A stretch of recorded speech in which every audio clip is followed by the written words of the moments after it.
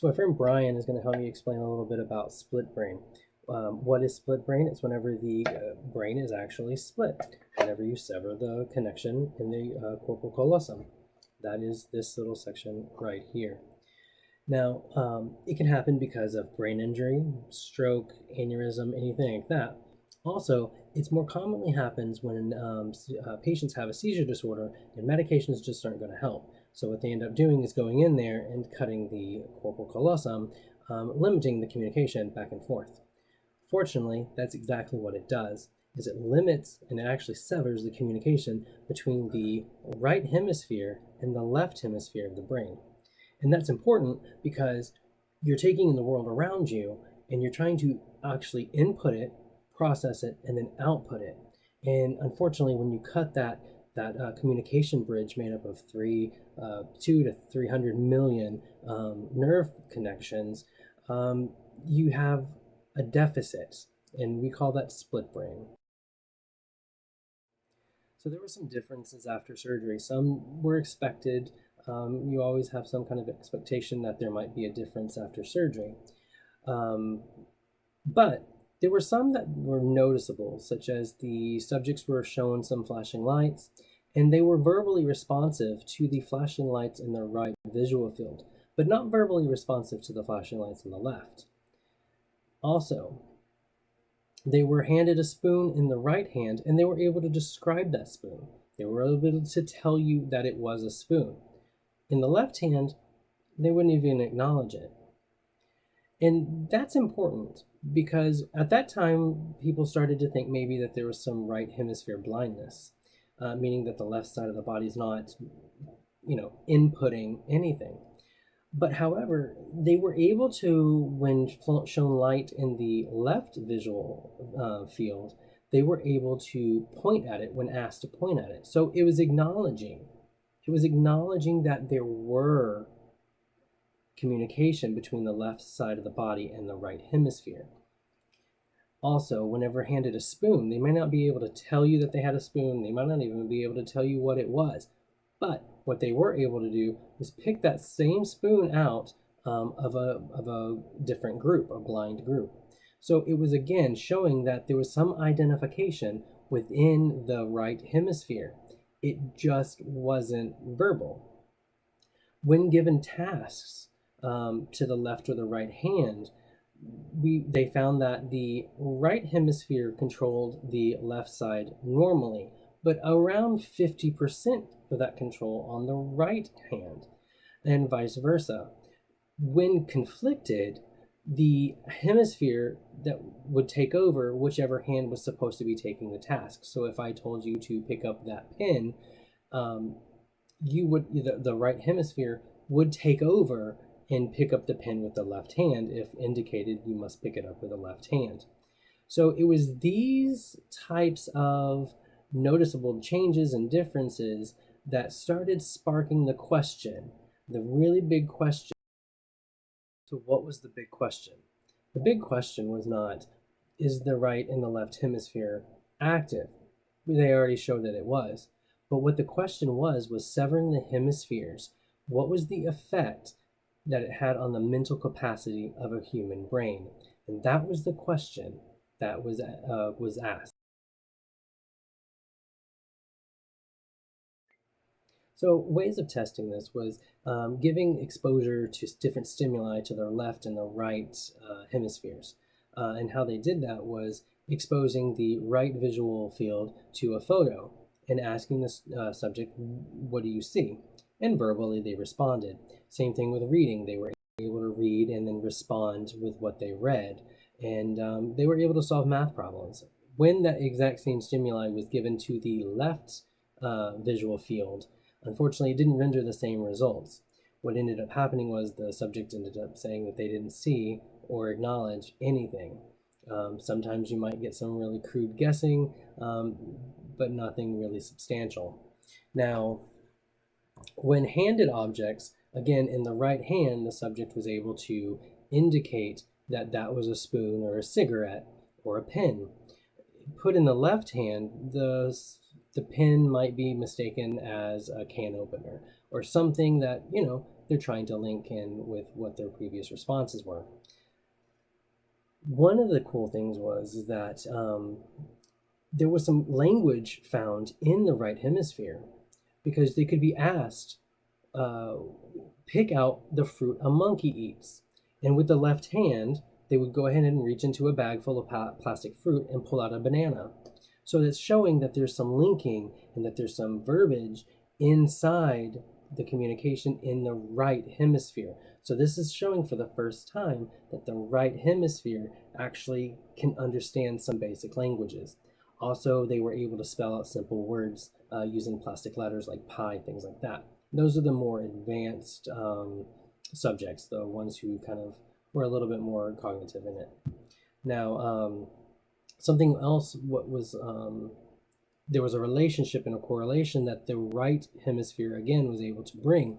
So a subject was handed a cigarette and was told to describe it, and of course they couldn't. But what they were able to do was they were exposed to 10 different objects, and the subject was able to pull out an ashtray. There wasn't a cigarette inside of the 10 different objects, but there was an ashtray. So they were linking, they were getting as close as they possibly could to what it was. So now we're understanding that the right hemisphere understands and can process. So one test was to expose the word heart. That's made up of two different words, he and art. So in the left visual field, of course, there would be the word he. In the right visual field, there would be the word art. We know this to be heart. When verbally asked, what's the word that you see? They would say the word art. Why? Because the left side of the brain has the speech. And then they were given two different cards and said, okay, now what word is in front of you? They would hold up the word he. Again, the word heart is made up of he and art. This is showing that the visual fields are affected by the separation of the hemispheres. Course correction or mapping or reworking or communication between the two hemispheres? In a way, the answer is yes. So what they ended up finding out was that the brain kind of had a way of correcting itself. What I mean to say is, when the right visual field was shown a red light, the subject was asked, is that a red light? The answer is yes. Awesome.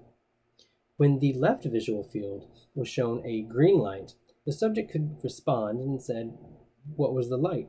They had about a 50-50 chance, so at chance they were going to get it right. The score increased when given the second opportunity. So the subject shown a green light. The person says, I saw a red light. All of a sudden, they would frown and kind of shake their head like, no, that's not right. And they'd go, and given the opportunity, they would change and say, I saw a red light. What was ending up happening was the right hemisphere was correcting what the guess was, what the left hemisphere had said. It was kind of like it heard it. So the right hemisphere knew that's a green light, even though the subject had said red. It created this emotional, physical response to allow the actual individual to realize you got your answer wrong. In 2000, there was a study done with a group of researchers wanting to kind of see the motor function skills of split brain individuals. So they gathered some split brain individuals. And what they ended up doing was there's two different ways that you can modal. The first one is unilateral, which is I have one hand and I'm going to unimotion. I'm going to pick up this brain. All right, fantastic. The second way is to bimotion. Bimotion is whenever I'm going to sever this brain. I can't do it with one hand. There's no way, if I connect this, there's no way that I'm going to be able to, with one hand, separate that. Like I can't. So my brain has to work together to separate this particular brain. And then what they decided to do was, okay, we're going to test moving just items with one hand, and we're going to test whenever both hands have to work together. Then they wanted to see if they could do familiar or if they could do novel. Novel is new things, such as if I've never braided hair, could I braid hair? If I've never played golf, could I simulate playing golf? That kind of thing. What they found out that there was absolutely no significant difference. Everything was 100% the same when using just one hand. With your left hand, pick up the orange. With your right hand, pick up the orange. Your left hand, write your name. Your left hand, write your name. Where it got a little tricky is when they had to use both hands. Familiar tasks, such as putting toothpaste on your toothbrush, opening a jar, things like that, the accuracy was higher in those particular objects and those particular tasks. The novel tasks, such as if I've never braided hair before, show me how you would braid hair. The two hands, the accuracy between the two hands were not as great. It was significantly different. And so we were able to notice, due to that study, that the memory engrams on familiar tasks take both hemispheres without communication. So it's in both hemispheres. And we're able to use the memories that we had. But unfortunately, when it comes to creating new memories using a split brain, the engrams aren't kind of encoding the same way, going in the same direction. We're comfortable with noting that the only way that we can verbally output anything is if it's been seen by the right visual field, and that the left visual field is responsive when asked to do a task. Pick up a marker. Picks up the marker with the left hand, puts it down. Fantastic. In 2017, however, a group of researchers got together and said, let's figure this out. Let's look at this again in a different way and see if that's true. So what they did, so the traditional way of thinking is putting two things up on a screen and showing it and saying, is the objects the same? And of course, the split brain person saying, I don't know. The new way of thinking is the same. They're not able to compare notes. So your left and it's like your left hemisphere and your right hemisphere are in two separate classes taking two separate exams.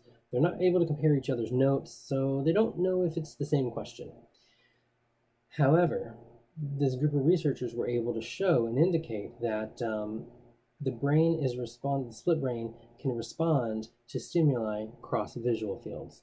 So in the past, our thoughts were that if the object was shown on the left visual field and I'm looking straight ahead at a fixed point, that if I was asked, is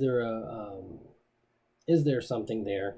My hand over on the right side would write the word no, and my hand on the left side would write the word yes, because I'm able to see it over here. It's over here in this visual field.